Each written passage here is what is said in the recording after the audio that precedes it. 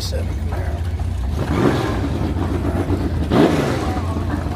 Good morning. How are you?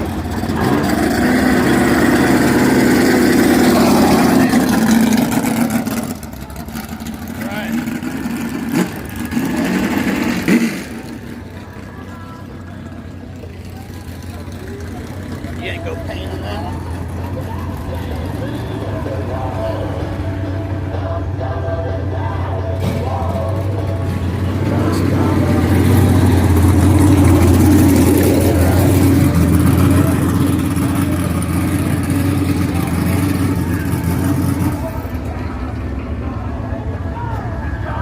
Tower, Bristol.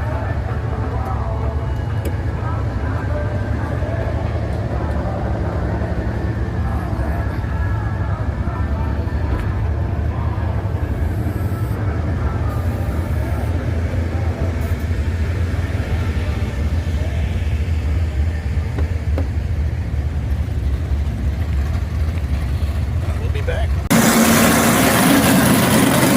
Here's Stockers 2026.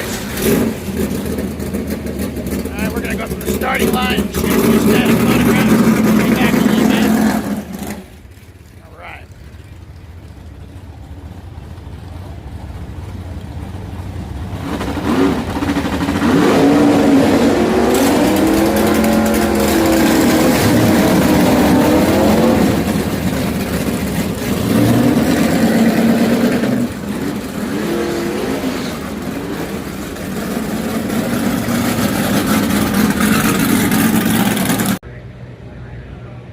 We are down at the scales, Bristol Dragway on Friday morning. It's not 10 o'clock yet. Cloud cover has begun to come in, so we've got a lot of cars waiting to come. Take a look at some of these Mopars here. Beginning Dave Duel.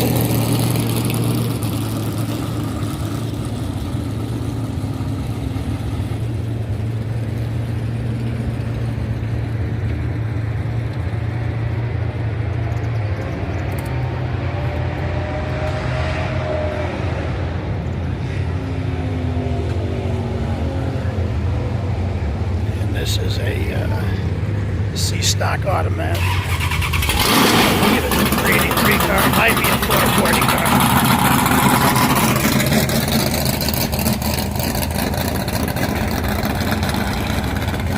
ESA Camaro.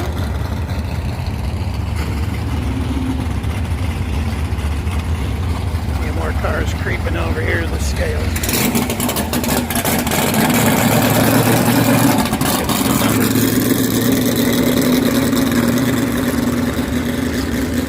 Pretty purpose-built race car right there. Here comes Matt Rover back in the early 90s. I shot this car on the back bumper at Englishtown. Lots have changed since then. Photo ran in Mopar calendar. I mean, it did a bunch of stuff. So, classic 1971 vehicle. A-Stock automatic, 426 Hemi under the hood. Here. Stay back.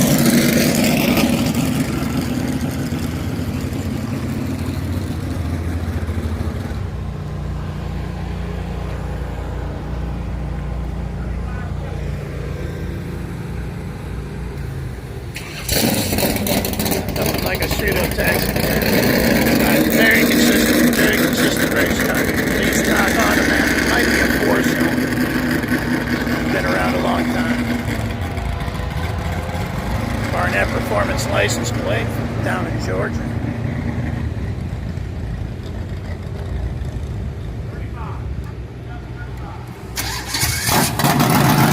$37.30.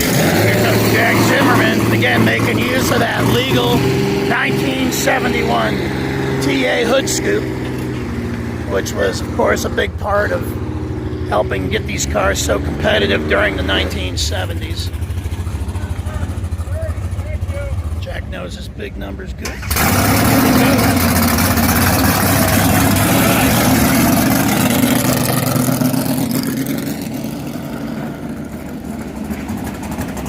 Monkey business, digging it.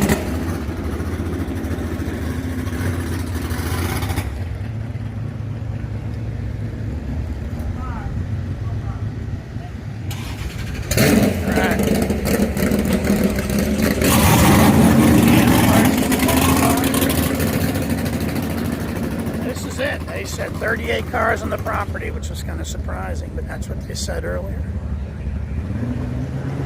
This looks like the long run. So, my top end of the racetrack, you can see this is timing. So you get your timing slips, the scales, and then of course over here is fuel checking for checking fuel. So better come up clean tomorrow, boys, or you're in trouble.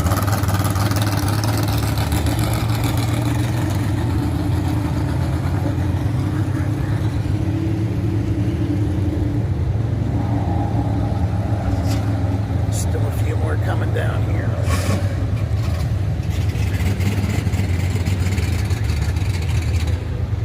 Suspect specialty sales. Quite a few converted cars from that 1980s era. Again, the GT class really changed super stock, and those were late models when they were built, and they're no longer late models.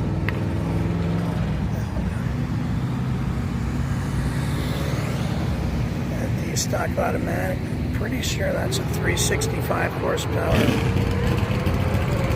Might be a 454, 450 LS6, but it could be a LS5.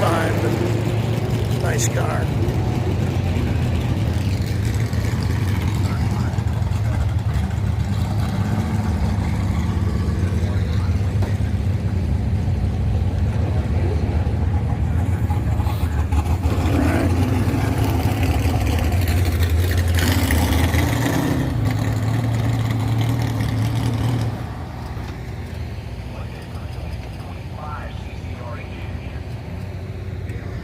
It's nice down here. It's quiet. This is not a publicly accessible area from the standpoint of them wanting people messing around down here, but I am doing some work for NHRA, for a Mopar Collector's Guide this weekend, so NHRA was gracious to give me a press credential, and I am working on getting some of the Mopars shot, so.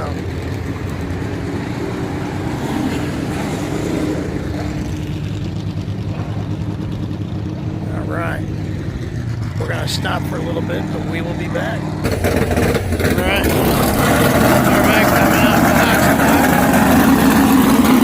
Got a guy taking fuel out here, and I guess he probably didn't make a run earlier today. And this, he's giving him a sample, making sure that when he gets here tomorrow, he doesn't run into any problems he doesn't expect.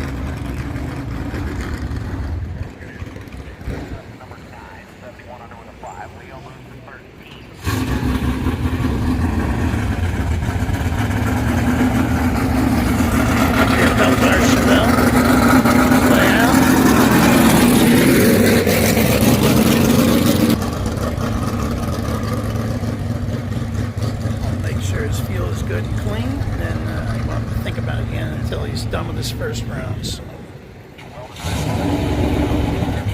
Most guys don't play too many games with this stuff. You don't really need to. The format that you run.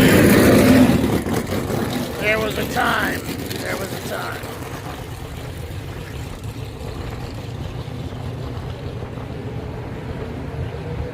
Mixing the batch of funny fuel wasn't that uncommon.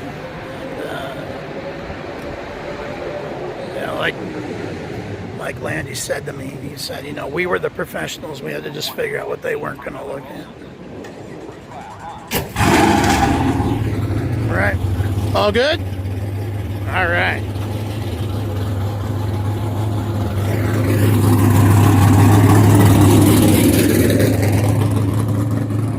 Big Summers trailer, volunteer oil truck here.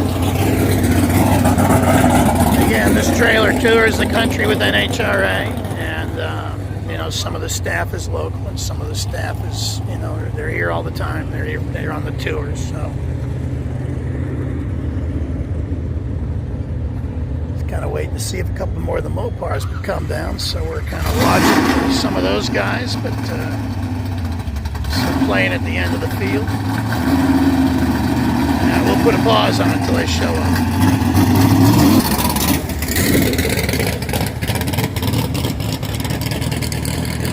Stock automatic custom.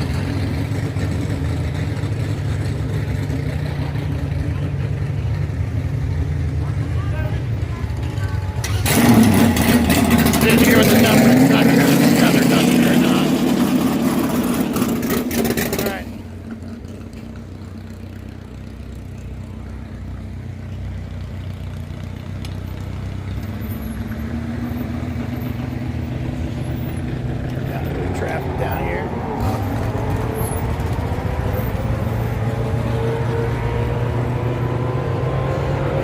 Jason Line, his Buick.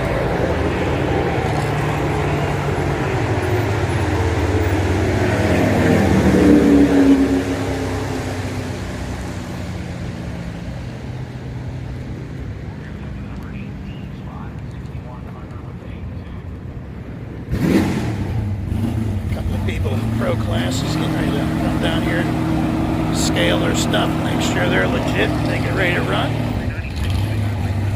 And we'll be back in a few minutes. All right. Car's coming by, Kent Ritter.